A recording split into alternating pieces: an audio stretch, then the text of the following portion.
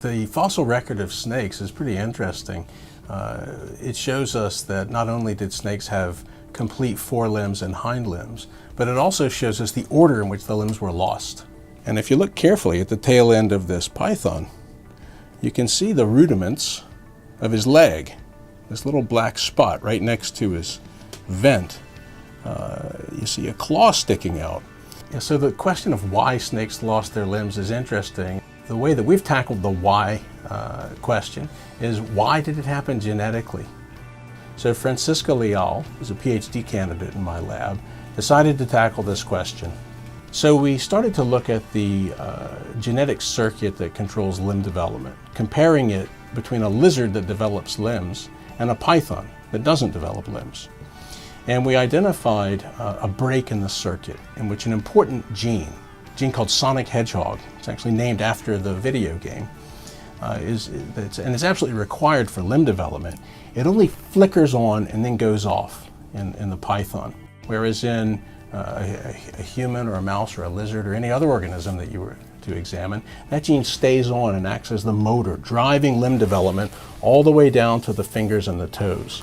So drilling down into the genome, what we found was that there are 3 mutations that occur not in the Sonic Hedgehog gene itself, but in an enhancer, which is a switch that controls when the Sonic Hedgehog gene comes on and switches off.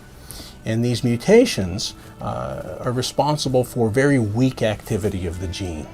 It flickers on and it flickers off because the activators of that gene are not able to bind and switch on transcription. So this shows the expression pattern of the Sonic Hedgehog gene in the leg bud of a lizard.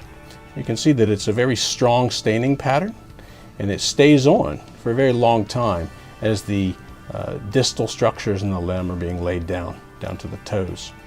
In pythons, it's a very different story. The gene flickers on in this very weak domain, and then it's gone. Within 24 hours, there's no detectable evidence of the Sonic Hedgehog gene.